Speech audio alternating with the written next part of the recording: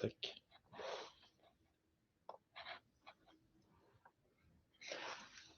Bonjour, bonjour à tous. Bonjour. Est-ce que vous nous entendez?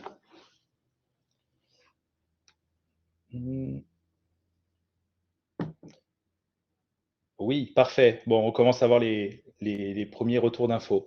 Ben, écoutez, prenez place. On va pas tarder à commencer. Vous êtes beaucoup, beaucoup d'inscrits pour ce nouveau webinar. Je crois qu'on était un peu plus de 300 inscrits là. Donc, on va encore un tout petit peu attendre puisque là, on a un peu plus de 100 là, pour l'instant qui sont connectés. Donc, ça va pas tarder à monter. Je suis avec Sébastien, du coup, aujourd'hui. Bonjour Sébastien. Bonjour Arnaud, bonjour à tous. Bon, Sébastien qui est consultant cybersécurité chez nous et qui donc s'occupe de tout ce qui est test d'intrusion, donc toute la partie sécurité offensive. C'est Voilà. ça.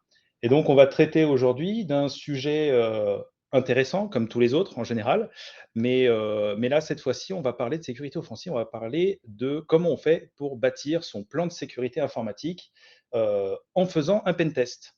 Voilà, donc c'est le titre du jour, et puis on va se donner à peu près 45 minutes, peut-être un peu plus avec vos questions, pour essayer de faire le tour de ce sujet-là.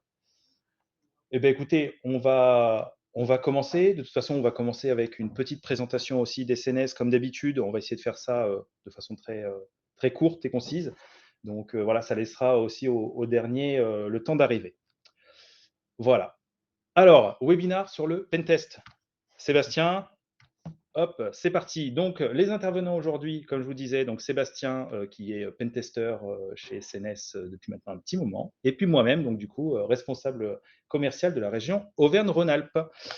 Et donc, au planning, voilà, au programme, on va commencer, donc, je vous disais, comme d'habitude, avec quelques chiffres clés pour voilà, discuter un petit peu d'SNS Security, de notre ADN.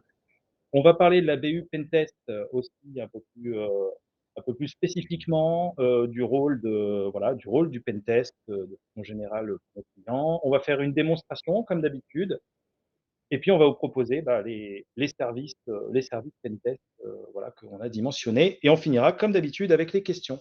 Alors en ce qui concerne les questions, n'hésitez pas à les poser au fur et à mesure de l'avancée du webinar. Deux possibilités, soit on y répond en direct parce que voilà, on allait en parler, et donc on sautera sur l'occasion pour pouvoir répondre à la question, ou alors on y répondra à la fin, on va les garder de côté. Et puis, de toute façon, dans le cas où il y aurait beaucoup, beaucoup de questions, on fera de toute façon un petit récapitulatif, on vous enverra un document où on reprend toutes les questions, on y apportera nos réponses par écrit et on vous les enverra à tous. Voilà. Du coup, je commence avec une petite présentation des CNS. Donc SNS, on est un peu plus de 90 collaborateurs maintenant. Ça fait 20 ans qu'on travaille sur de la cybersécurité, donc offensive et défensive. Donc la sécurité offensive, c'est tout ce qui va concerner tout ce qui est test d'intrusion, audit, alors audit technique organisationnel, rédaction de politiques de sécurité, donc de PSSI, d'analyse de risque, et puis c'est également l'équipe de sécurité offensive qui va gérer toute la partie sensibilisation utilisateur, donc tout ce qui est campagne de phishing à but pédagogique et formation à base de quiz, voilà, de cours ludiques, etc. On a le deuxième métier de SNS Security, qui est le métier originel, qui est la sécurité défensive, et notamment à dimension intégration. Donc, c'est avec cette équipe-là, aujourd'hui constituée d'un peu plus de 40, de 40 ingénieurs spécialisés là-dedans, qu'on va faire tout ce qui est intégration de firewall, de NAC, d'anti-spam, voilà, plein de choses. Voilà. Faut savoir que quand on a commencé l'activité il y a un peu plus de 20 ans, on avait commencé avec des firewalls basés sous Linux. Et puis, en fait, très vite, on a commencé à être un acteur majeur de l'éditeur Fortinet. Donc, Fortinet, qui est notre partenaire depuis maintenant 20 ans. Et donc, forcément, on a fait pas mal de projets de firewall, et au fur et à mesure, on a rajouté des briques. Voilà. Et la dernière équipe de sécurité chez nous, donc la troisième équipe, c'est de la sécurité défensive également. Elle est constituée de SOC analystes. Donc, ce sont des personnes, il y a 10 personnes chez nous qui sont dédiées uniquement à faire de l'investigation sur des flux, en fait. On va faire de l'investigation sur tout ce qui peut avoir une pertinence d'un point de vue sécurité. Donc, on va récupérer les logs votre AD, de vos postes de travail, de l'EDR, on va récupérer les logs des firewalls, etc. Et donc, on fait passer ça dans un puits de log et puis on va faire de la corrélation, on va faire de la recherche proactive pour essayer de détecter des bruits faibles. Voilà, et donc là, on a une équipe du coup qui est dédiée rien qu'à ça. Voilà, et au niveau de nos partenaires, du coup, comme je vous le disais, un gros partenaire qui est Fortinet depuis très longtemps. Depuis 2017, on travaille avec SentinelOne sur la partie EDR. Donc EDR qui est l'antivirus nouvelle génération. On fait également avec eux une solution de sécurisation de l'Active Directory qui s'appelle Ranger AD. On travaille avec Sequoia.io sur la partie SOC, donc ce qu'on peut appeler communément du XDR, c'est-à-dire une solution qui va nous permettre de récupérer tous les logs et puis d'aller détecter tout ce qui est lié à l'utilisateur, comme de l'usurpation d'identité, de l'élévation de privilèges, ou alors même d'aller détecter des flux anormaux, donc pouvoir potentiellement trouver un boîtier fantôme chez vous, et puis voilà, enfin, de l'évasion de données, quoi. Voilà, donc ça, on fait ça avec Sequoia. Cofense, qui est notre outil de phishing pédagogique, voilà, donc plutôt là pour faire de la formation, et Walix, qui est notre solution d'admin bastion, donc solution qu'on va utiliser pour faire de la gestion d'accès à privilèges. L'idée, c'est que, en gros, on va utiliser le bastion pour faire boîtier de rebond, enfin VM de rebond, et puis ça va vous permettre de donner un accès aux prestataires externes, de faire en sorte qu'il n'ait plus la connaissance de vos mots de passe. Et puis on va tout enregistrer, vous pouvez tout contrôler, il y a une gestion de ticketing, voilà. Donc c'est une solution complète voilà, de gestion d'accès à privilèges.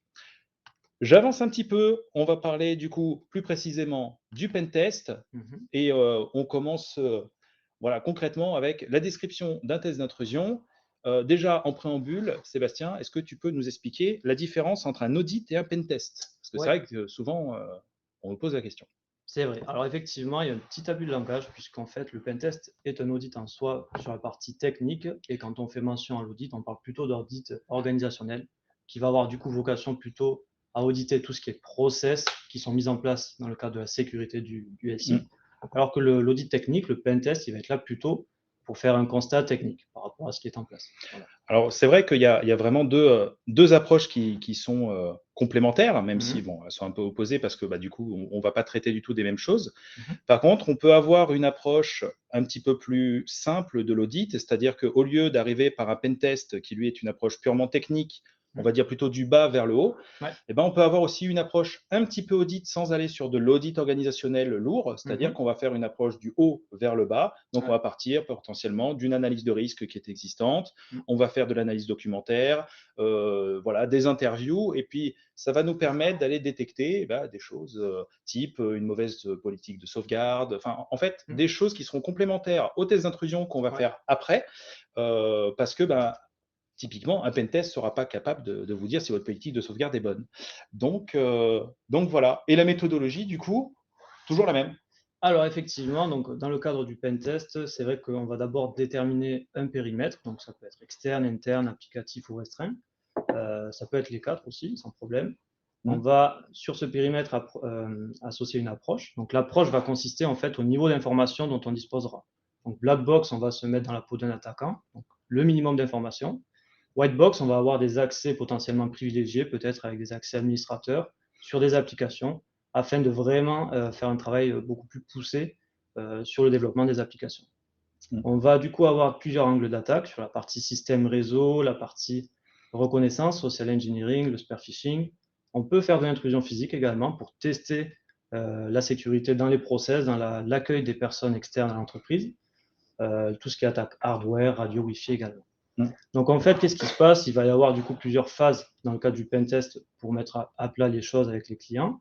On va avoir une phase de reconnaissance, ce qui va en fait consister à faire tout un travail de récupération, d'énumération d'informations. Donc on va en gros récolter un maximum d'infos par rapport au nom de l'entreprise. On va pouvoir faire du scrapping sur LinkedIn pour faire des listes déjà d'utilisateurs, potentiellement des utilisateurs VIP par rapport à leur poste au sein de la société. Et puis on va pouvoir aussi voir sur tout ce qui est dark web, voir s'il y a eu des fuites de données par rapport aux mails qui sont associés à l'entreprise. Derrière, par rapport à tous ces éléments, on va appliquer une méthodologie qui sera toujours la même, qui va être en 3 phases. Donc, on va, pour chaque membre du périmètre, on va faire de la reconnaissance, de la cartographie. On va voir ensuite sur ces éléments s'il y a des vulnérabilités, potentiellement des chemins d'intrusion. Si c'est le cas, on va essayer de les exploiter, du coup de rentrer au niveau du réseau, de se propager et de se déplacer, et on renouvelle à chaque fois. Mmh. Voilà. Donc, si on prend un exemple pour la méthodologie d'un périmètre externe, finalement, on va toujours commencer forcément par une réunion de kick-off pour lancer Ouais. le projet. Mmh. Et puis, finalement, une prise d'empreinte externe, une recherche aussi sur le dark web pour voir s'il y a des informations qui ont fuité, Mmh. notamment des adresses mail qu'on pouvait Ouais. récupérer pour pouvoir lancer des campagnes de spear phishing, donc qui auraient pour but de récupérer des identifiants, voilà. Et puis ensuite, on va aller faire de l'exploitation de justement ce qu'on a trouvé. Mmh. Et ça permet de rebondir sur quelque chose. Au niveau de l'approche, on a parlé de black box, de grey box, et nous, en fait, on aime bien faire du black to grey Ouais. parce que justement, ça permet d'être exhaustif. Alors effectivement, qu'est-ce que c'est le back to grey? Donc en fait, on a effectivement pour les clients qui ont surtout en général de l'externe, du spear phishing et de l'interne, on va commencer avec une approche black box. Donc on va avoir le nom du client seulement. Par rapport à ça, on va pouvoir proposer nous un périmètre à travers tous les éléments qu'on a évoqués et qu'on va retrouver sur le web.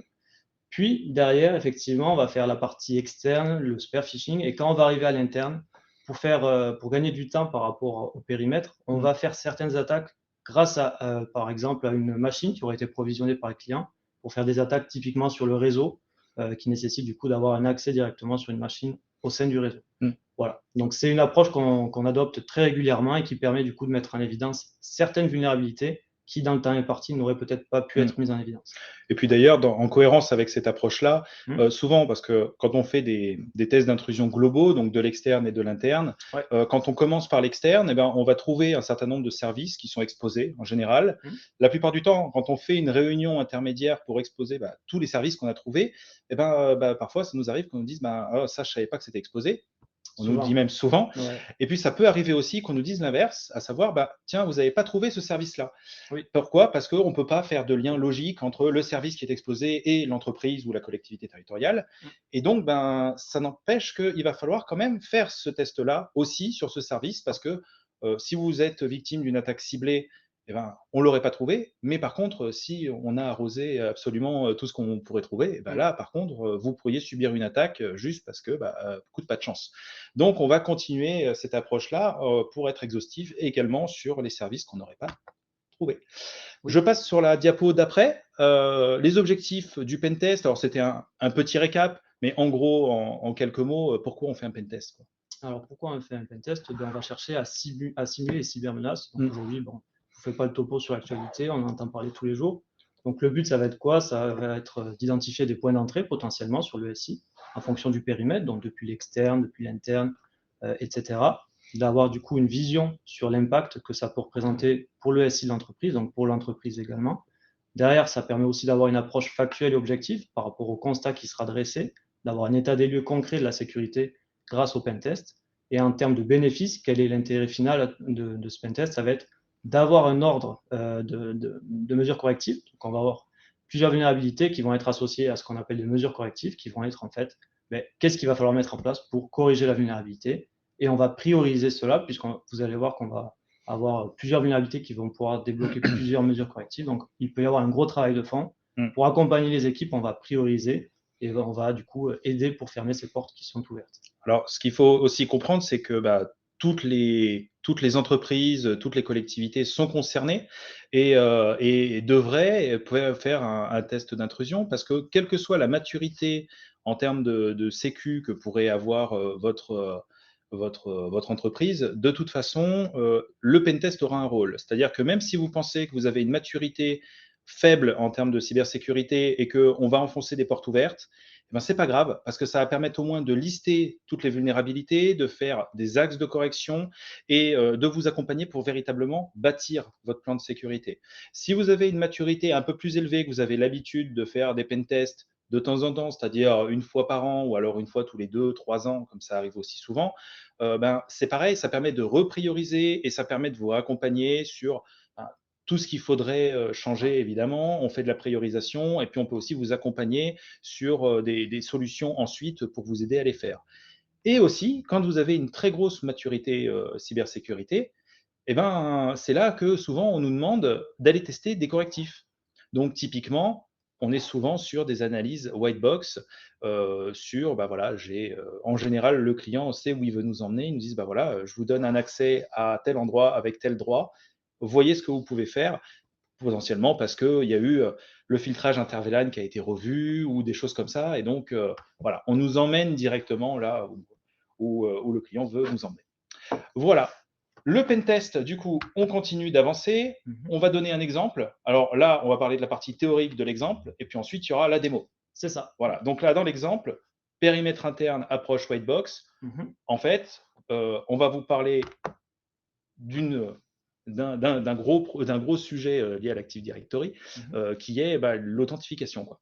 C'est ça. Donc là, on vous propose une démonstration qui sera du coup axée dans le cadre d'un périmètre interne à travers une approche white box. Donc typiquement, pour illustrer le propos, ça pourrait être quoi? Ça pourrait être l'attaquant qui a fait du spear phishing, qui a récupéré des identifiants de personnes de votre entreprise, des personnes qui ont un accès VPN. Potentiellement, il n'y a pas de FA où il a réussi à le contourner. Donc en fait, qu'est-ce qui se passe? Cet attaquant, il a un accès au réseau de l'entreprise. Nous, qu'est-ce qu'on fait à partir de là? Du coup, on va faire de l'énumération pour essayer d'élever nos privilèges. Donc, on va vous expliquer pourquoi et comment. Alors, que ce soit le NTLM ou que ce soit le Kerberos, en fait, c'est la même chose. C'est juste 2 protocoles parce que c'est Windows qui a évolué, mais en réalité, c'est le même principe. En fait, l'idée, effectivement, c'est toujours de pouvoir s'authentifier et accéder à des services derrière. Ce qui va échanger, c'est la sécurité du protocole dans son implémentation. Les deux sont quand même assez vieux, puisqu'on peut voir que le Kerberos, il a été mis en place déjà dans les années 2000. Pour autant, aujourd'hui, en fait, comment ça se passe? Quand il y a du Kerberos qui est implémenté, on va d'abord essayer de s'authentifier avec du Kerberos. Si pour X raison ça vient à échouer, c'est NTLM qui sera le relais. D'accord.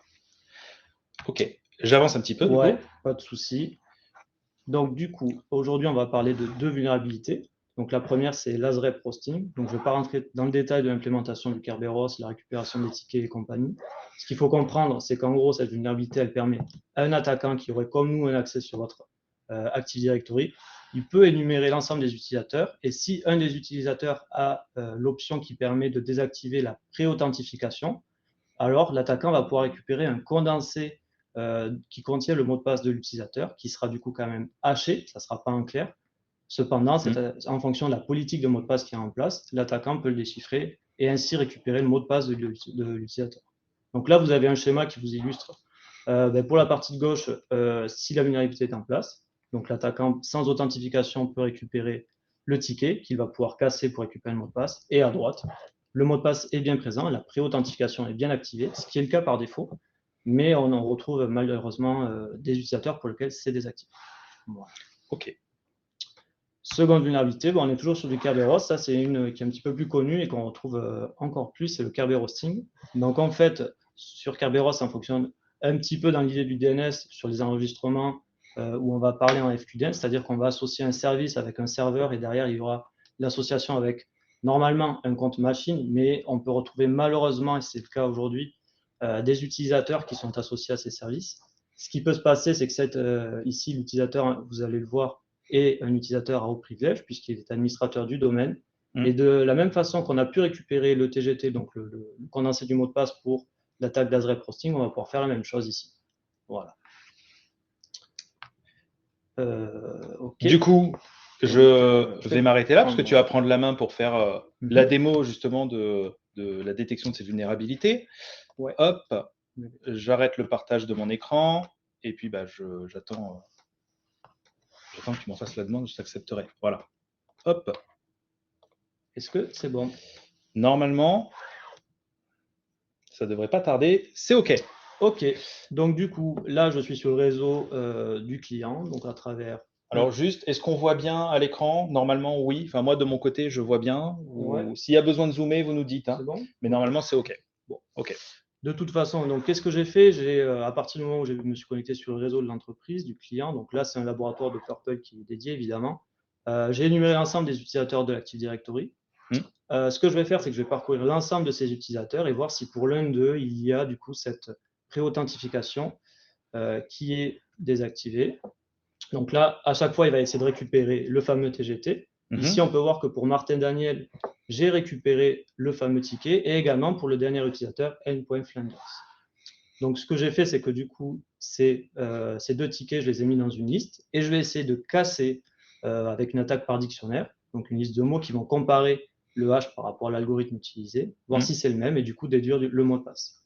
Donc ici, j'ai pu récupérer le mot de passe de n.flanders. Donc on peut voir ici que le mot de passe, c'est password 1, point d'exclamation. Ça traduit quelque chose qu'on voit souvent malheureusement au niveau de la politique de mot de passe qui est faible, renforcée.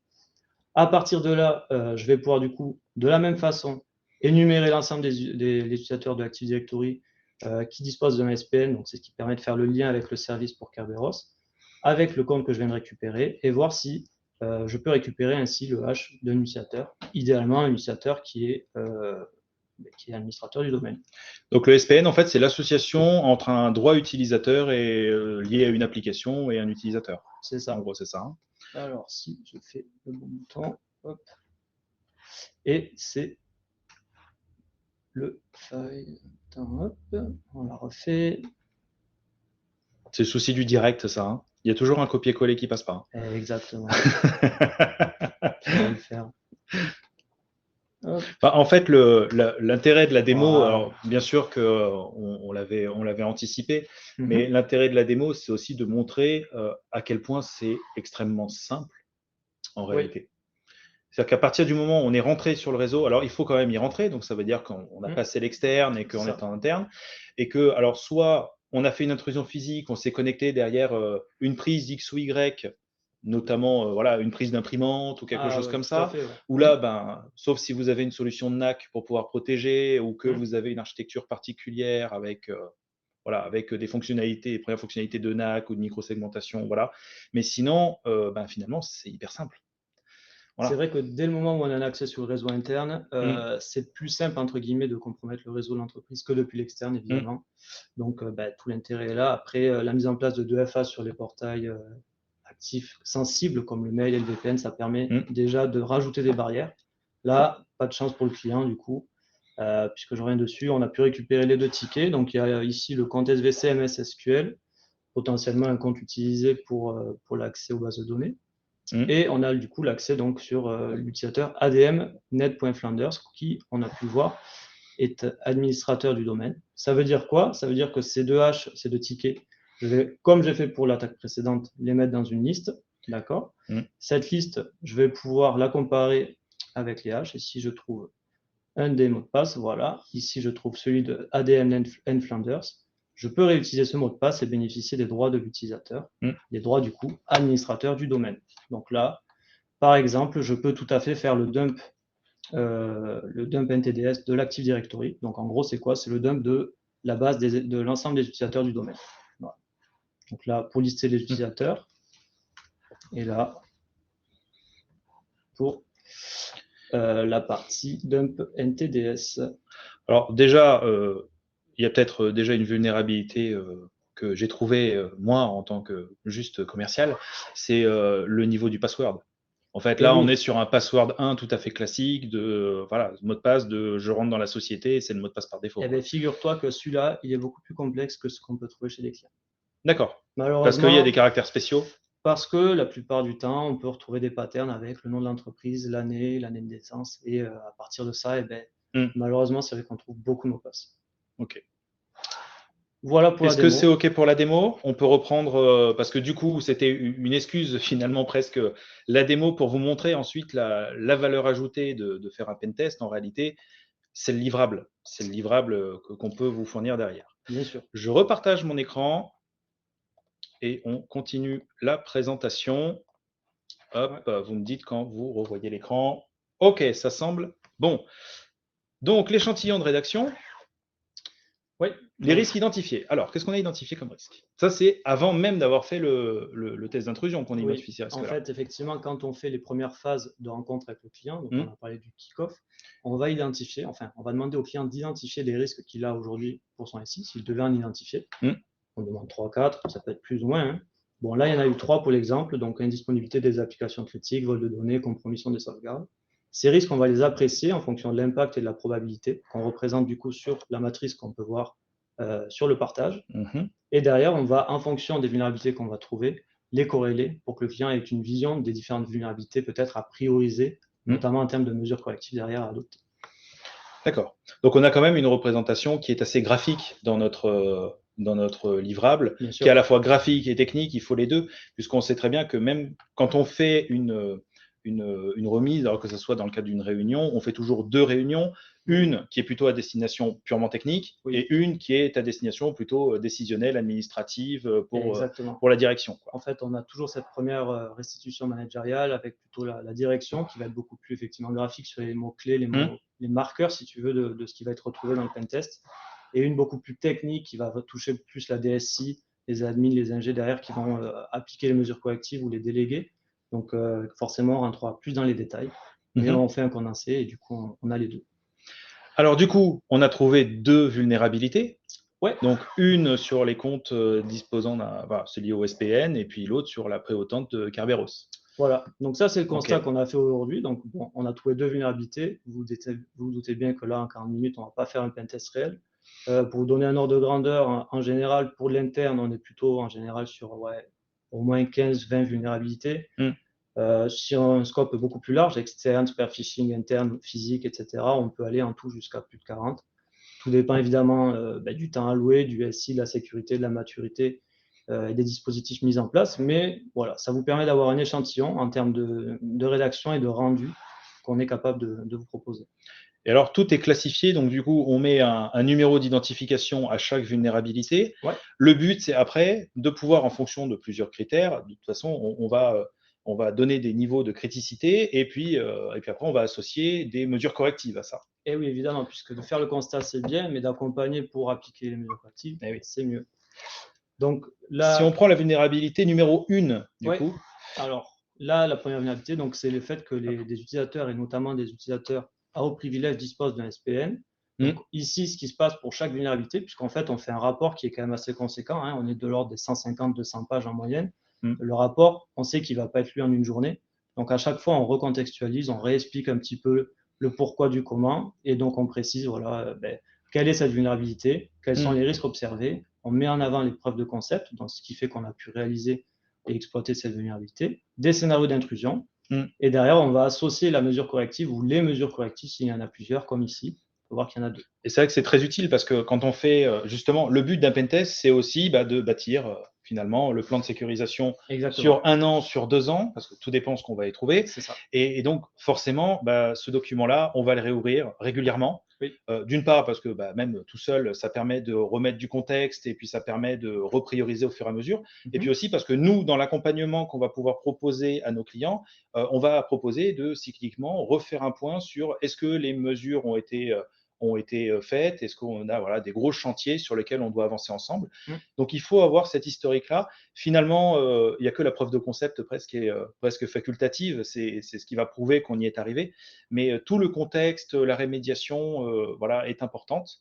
Et donc je pense que si je Ouais. passe sur la diapo d'après, j'arrive sur les mesures correctives associées. Donc là, il y en a deux en fait. Donc il y a une vulnérabilité, mais il y a deux mesures correctives. Ah non, alors je passe sur la deuxième Et vulnérabilité. oui, C'est le d'abord, il même y a la principe. deuxième, Alors c'est bon. ça. Donc là, qu'est-ce qui se passe? Pareil, hein, on reprécise la Mm, vulnérabilité, mm. le périmètre affecté. Donc là, on a deux utilisateurs qu'on a vus, Anne Flanders et Martin Daniel. Bon, on va avoir l'explication et la preuve de concept encore. Donc, bon, je ne m'attarde pas là-dessus. C'est le même principe, hein. Finalement, Ouais, ouais, c'est ça. le fond, là, bon, c'est un exemple, donc le fond est, voilà, il est ce qu'il est. On a la preuve de concept ici. Je pense que voilà, vous avoir le détail Ouais, de la preuve de concept est peut-être moins intéressant. Mais en tout cas, on remet à chaque fois pour chaque vulnérabilité l'intégralité de tout ce qu'on a comme information. oui. Et en fait, on arrive à la fin sur des tableaux récapitulatifs Mhm. avec les mesures correctives. Alors, la première chose qu'on va proposer, c'est un espèce de cadran de priorisation, donc qui est fait en fonction de est-ce que je vais gagner quelque chose, donc le concept presque de quick win, et donc est-ce que je vais gagner quelque chose, et en même temps, est-ce que ça va être difficile à mettre en œuvre, est-ce que ça va me Mhm. coûter cher, est-ce que ça va me prendre de la charge en termes de ressources humaines. Voilà. C'est ça. Alors effectivement, on peut retrouver les différentes mesures correctives. Donc ici, on en a trois pour deux vulnérabilités. Donc je vous laisse imaginer quand il y en a 30 ou 40. Mhm. Évidemment, ça fait beaucoup de travail. Donc ce travail, on est là aussi pour accompagner les équipes. On va vous aider aussi pour prioriser le plan de correction à mettre en place. Et on va rajouter aussi cette notion de quick win. Mm. Donc là, pour entrer un petit peu dans le détail, on retrouve trois mesures correctives: désactiver les SPN pour les comptes utilisateurs au profit de compte machine, oui, réactiver la pré-authentification Kerberos pour les comptes dont elle est désactivée et Mm. sensibiliser les administrateurs. Donc, à chaque mesure corrective, on va retrouver une complexité, une charge et un coût, et surtout ce gain par rapport à la priorité. Il y a cette notion de quick win qu'on peut voir pour la troisième mesure corrective qui, en fait, permet, si on l'applique, de gagner concrètement en sécurité et drastiquement. Oui, parce qu'il y a des choses qui peuvent se résoudre assez facilement. Ouais, Voilà, parfois juste en allant cocher une case, quoi, finalement. Je ne exactement. sais pas si on le voit, si on a mis peut-être un screenshot. Si, si. Voilà. Bon, ben, parfois, ça peut être extrêmement facile. Et donc, les chantiers de correction, bah là, typiquement, on était sur le sujet AD. Ouais. Donc, forcément, on va parler de durcissement de l'Active Directory. Hum. Tout à l'heure, on avait eu une question.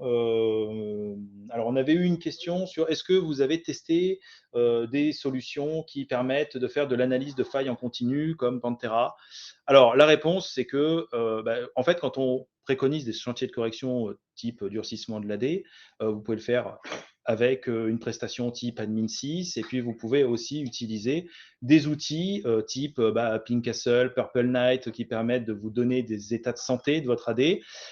Nous, on a fait le choix de travailler aussi avec la société SentinelOne sur une solution qui est concurrente là-dessus et qui va vous faire à la fois l'état de santé de votre AD, mais qui va aussi vous proposer des scripts de rémédiation.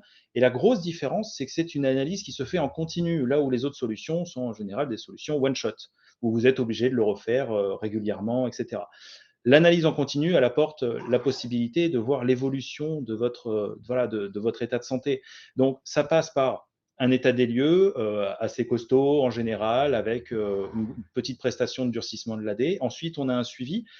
Et puis surtout, il y a aussi des failles qu'on ne va pas être capable de patcher parce que c'est comme ça. Malheureusement, il y a des failles qui ne sont pas patchables ou alors qui sont trop compliquées à patcher. Et donc, il faut rajouter en plus par-dessus une solution de protection de l'Active Directory, un petit peu comme un antivirus, enfin plutôt nouvelle génération, un peu comme un EDR, mais spécialisé pour de l'Active Directory. Et donc, on n'est pas sur un EDR classique qu'on installerait sur un serveur. Voilà. Donc là, pour en revenir au chantier de correction, donc chantier de correction, durcissement de l'AD, et on revoit donc trois critères, complexité, charge Eh oui, et coût. puisque effectivement, on a mis en avant des vulnérabilités, des mesures correctives, mais on a aussi un travail de fond. On voit en fonction de ce qui a été audité. Mm, Le constat, ici, fait mention forcément à l'Active Directory, puisqu'on a trouvé deux vulnérabilités autour de celui-ci. mm, Maintenant, dans la réalité, on va en avoir sur d'autres types de chantiers de correction, bien évidemment. mm, Le chantier de correction, ça va être un travail de fond. Donc ici, on va parler du durcissement de l'AD, de la mise en place d'audits de bonnes pratiques, de mettre en place de la protection de l'AD à renforcer. mm. Tout ça, tout ce chantier va avoir derrière forcément une complexité à mettre en place, Mm. une charge forcément aussi, et puis un coût. Ceux-ci sont donc indiqués par rapport du coup, à ce qu'on peut trouver en bas en termes de budget, en termes de complexité aussi. Mm. Voilà. Je passe à la diapo d'après. Donc Voilà. là, c'était un focus sur une mesure corrective. Alors là, je vais pouvoir zoomer, parce que là, ça va être peut-être un peu plus intéressant. Ouais, Voilà, donc qu'on en voit le fait, contenu. voilà, c'est ça. Là, on a montré le tableau qui va reprendre l'ensemble des mesures correctives. Et comme Oui. on a fait pour les vulnérabilités, évidemment, chaque mesure corrective, on va contextualiser, on va préciser, expliquer. Donc, on voit ici la vulnérabilité associée. Bon, ici, il y en a trois, donc c'est pas compliqué. Mais on peut voir du coup le pourquoi du comment, pareil, complexité, charge, coût, le gain. Ici, on voit que si on met en place cette mesure corrective, on va gagner pas mal en sécu. Donc là, si tu peux descendre, Arnaud. Oui. Puisque du coup, avec le zoom.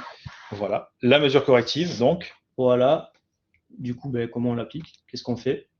Donc là, soit on a des lignes de commande qui sont directement renseignées ou quand c'est des choses un peu plus globales comme là, on va avoir des liens directement par l'éditeur. Oui. Si tu veux switcher sur la deuxième. Hop. Je suis obligé de redézoomer et je peux switcher. Voilà. Ah, c'est là, voilà. Voilà, c'est ce à quoi je pensais, justement. Ouais, c'est ça. Donc, il y en a effectivement, on va être capable de directement mettre les bonnes lignes de commande, les bons arguments, ou des screenshots comme celle-ci. Donc, en gros, pour l'utilisateur concerné, les deux utilisateurs concernés, il suffit de recocher la case là qui est encadrée en rouge pour se prémunir de cette vulnérabilité et donc la patcher. D'accord. Et après, il n'y a plus de problème. Finalement, je suis plus vulnérable à une faille Kerberos en faisant ça. Sur celle qu'on a vue, non, effectivement. Sur celle-là. Ouais. OK. Donc, sous-entendu, il y en a d'autres. Ah oui, il y en a toujours. Bon, OK. C'était juste pour être sûr. Bon, du coup, je switch ensuite à la troisième. Alors, la troisième, elle est intéressante parce que ça parle de la sensibilisation utilisateur. Administrateur. administrateur, pardon. Donc là, c'est censé être un quick win, mais en fait, c'est plus long que prévu, ça. Alors effectivement, celle-ci, elle est un petit peu à part parce qu'elle est assez globale. Mine de rien, la Mmh. sensibilisation, c'est toujours un travail de fond, c'est un travail aussi qui doit se faire sur longtemps, Mmh. qui doit être fréquent. Et donc, ben, évidemment, on va pas avoir de ligne de commande ici, tu Mmh. t'en doutes. Par contre, on va avoir des référentiels. On va avoir notamment l'ANSSI sur les bonnes pratiques à mettre en place, voire potentiellement des outils à Mmh. utiliser pour ben, renforcer cette administration. Voilà. Donc c'est intéressant parce que ça montre qu'avec avec finalement une vulnérabilité, on est capable d'aller chercher plusieurs mesures correctives Ouais. qui vont être à la fois sur de l'humain, à la fois sur du technique, on va dire simple, c'est-à-dire aller cocher des cases et puis voilà, fermer des petites portes. Mhm. Et en même temps, après, de faire un travail de fond, de resiloter un AD, de faire un travail Ouais. d'architecture globale, de mettre en place des nouvelles solutions aussi pour protéger tout ça. Mhm. Donc, on va être capable d'apporter une réponse complète, finalement, 360 degrés sur tout ce qui pourrait avoir un intérêt sécu. C'est ce qu'on essaye de faire. OK. Eh bien, écoutez, on arrive à la partie où on parle des questions. Et alors, il me semble avoir vu quelques petites questions intéressantes. J'avais vu notamment une question sur. Alors, je prends le deuxième PC en même temps parce que sinon, je vais quitter l'écran. Alors, la dernière question, c'était comment on fait pour protéger un AD quand on est obligé de garder des postes en Windows XP? Comment on fait pour protéger un AD quand on est obligé de garder des baies? Alors, ben, si on a des postes sous Windows XP, bon, j'imagine que c'est pour des applications qui sont peut-être anciennes et qui ne Mmh, peuvent pas être supportées par les nouveaux OS. Il y a des solutions qui existent. mmh, Par exemple, déjà, si vous mettez votre machine hors domaine, bah, ça évite qu'en cas de compromission, l'attaquant puisse rebondir et compromettre le domaine mmh, selon ce qui est en place. Donc ça peut être un premier axe. Ensuite, peut-être qu'il y a des solutions qui sont possibles pour sécuriser la machine, des EDR, des choses comme ça, mmh. qui pourraient cohabiter avec l'application. Donc après, à voir, c'est au cas par cas. Mais déjà de la mettre Mmh. hors domaine et d'avoir des utilisateurs dédiés à part de ceux du domaine, ça pourrait être un plus. Alors, sachant que, il faut faire attention si on met en place un EDR sur ce type de PC du coup, Ouais, puisqu'il faut que la plupart des EDR ne sont pas compatibles avec, les anciens OS, c'est en ça. réalité, donc il faut faire attention à ça. Donc nous, on travaille entre autres avec SentinelOne sur l'EDR justement parce qu'ils sont compatibles avec, quasiment tous les OS en fait, hein. C'est ça. Il y a une version legacy qui fonctionne avec XP Voilà. et les vieux serveurs. Donc voilà, il y a peut-être pas qu'une seule réponse à vous apporter, mais peut-être du coup plusieurs. On avait d'autres questions. Comment est-ce qu'on peut faire? Alors oui, alors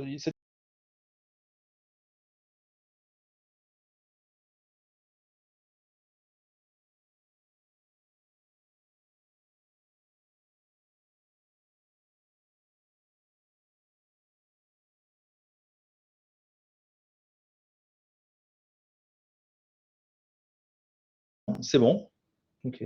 je suis revenu.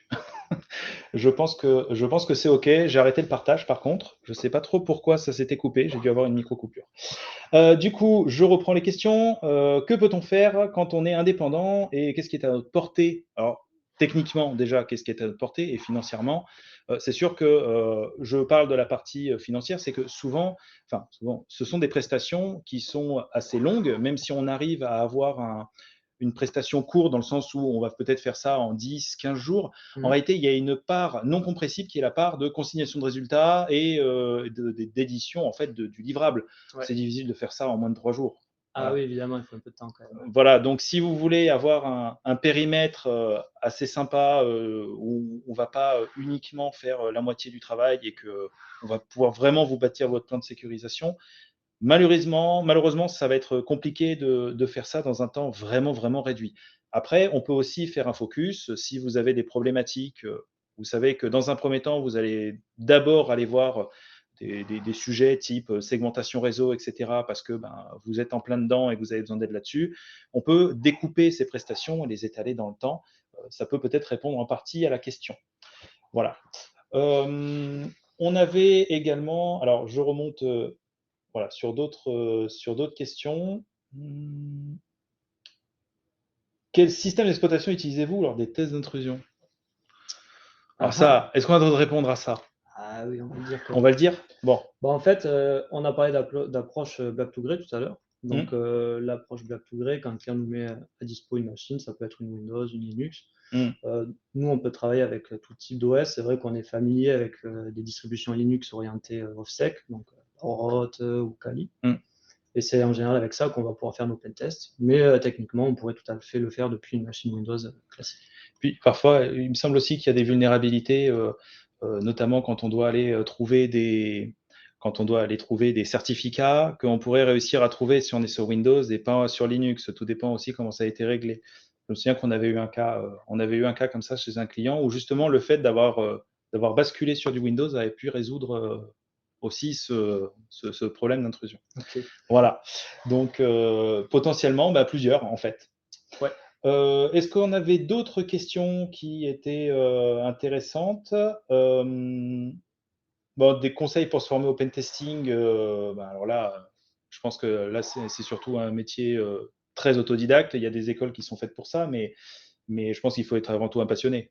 Ouais, je pense que c'est un métier de passionné où en fait, effectivement, bah, aujourd'hui, Mmh, on a quand même de plus en plus de supports en ligne qui permettent de s'auto-former, et en mmh. pratiquant, et ça, c'est quand même un vrai plus. Donc, bah, toutes les plateformes de CTF, Hack-the-Box, TryHackMe, RootMe, et cetera, sont aujourd'hui une aubaine pour ceux qui sont intéressés par ce domaine, Mmh. pour se former, pratiquer et ainsi, progresser. Voilà, et puis après, il y a aussi des certifications qui sont à passer, qui sont, Ouais. plus ou moins difficiles, donc il y a des niveaux, si vous voulez aussi à passer. Mmh.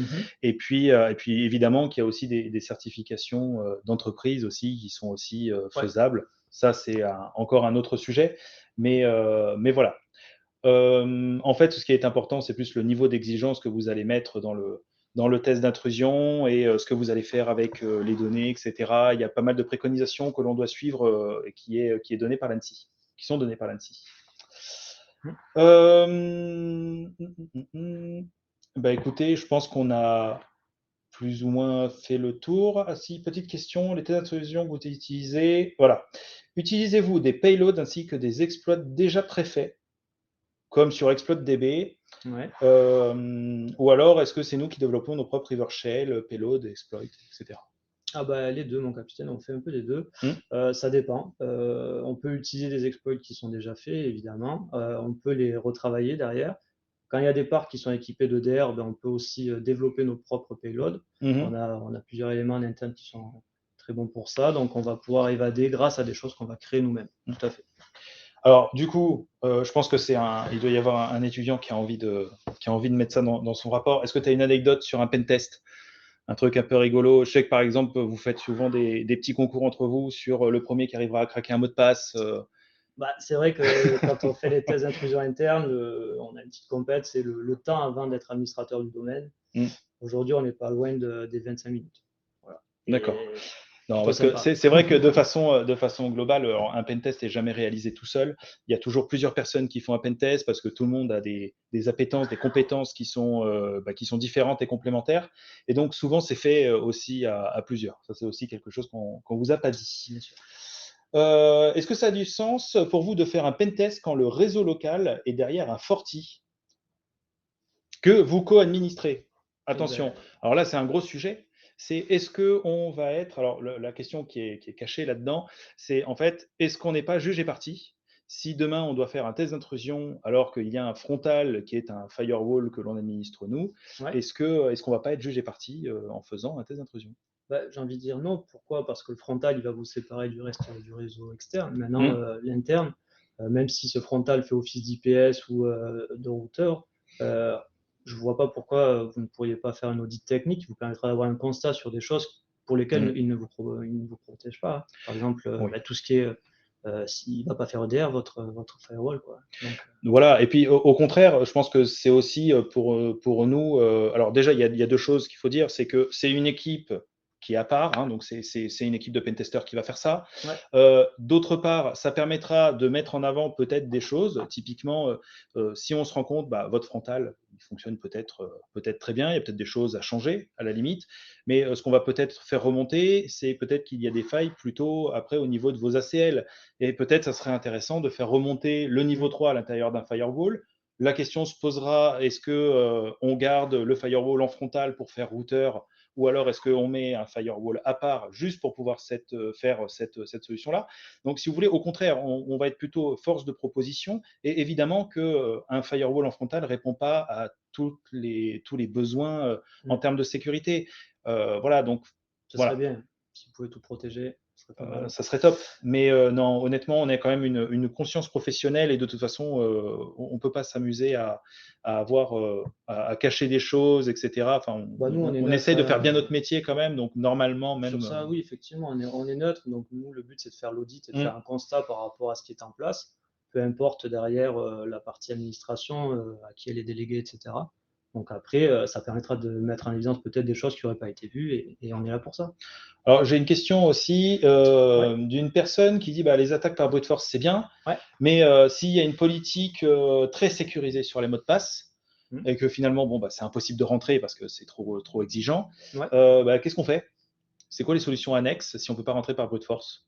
Ah ben là, en Parce que fait, là, c'était l'exemple, c'était oui, l'anecdote, mais. d'accord. Alors, si on parle de ce qu'on vient de voir là sur l'échantillon, Hmm, effectivement, si on ne peut pas rentrer par brute force, eh ben, c'est déjà bien, puisque ça veut dire que la politique de mot de passe est plutôt bonne. hmm, Maintenant, ce qui peut s'avérer aussi, c'est que même si vous avez une bonne politique de mot de passe, rien ne dit que sur les différents partages que vous avez ou sur les différents échanges par mail, peut-être que des mauvaises pratiques de sensibilisation d'utilisateurs laissent des informations comme des mots de passe justement de chez vous hmm, qui traînent en clair.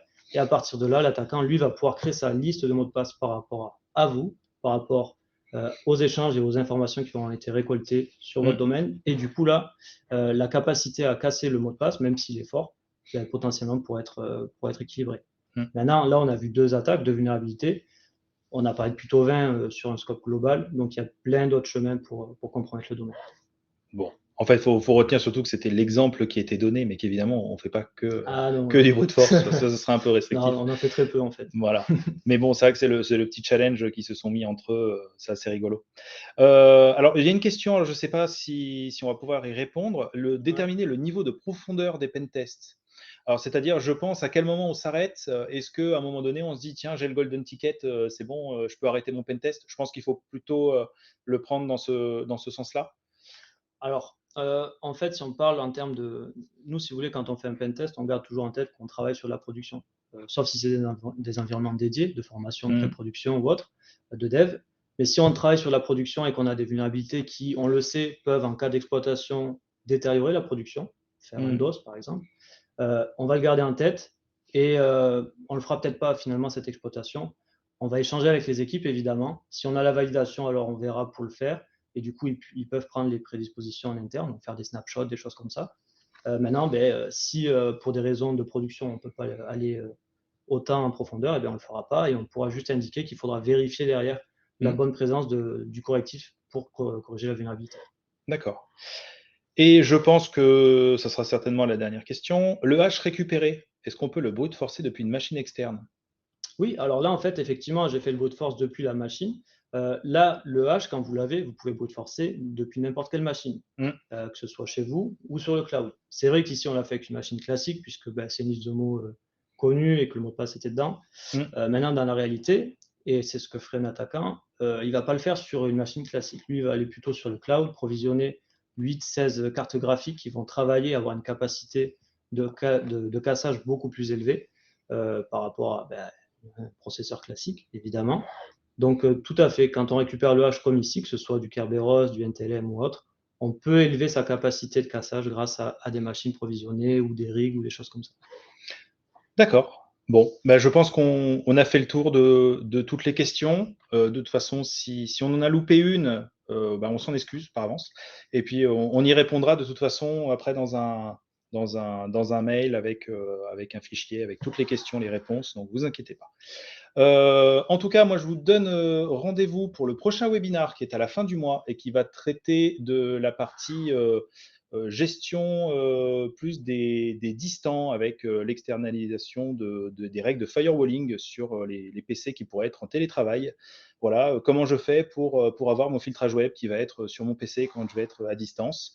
Donc ça, nous, on va vous parler forcément du FortiClient EMS, donc qui permet de faire plein de choses. Ça, c'est qu'une des choses. Voilà, il va permettre de faire plein de choses. Et puis, si vous voulez revoir les derniers webinars en replay, donc le dernier webinar était justement sur la solution Ranger AD qui permettait de faire une protection de l'Active Directory. Et celui d'avant était sur la sensibilisation utilisateur via des mails de phishing et un petit plugin aussi que vous pouvez mettre en fait, dans votre serveur, quoi, enfin, sur votre interface Outlook ou autre, puisque c'est compatible aussi avec les iPhones, avec pas mal d'OS.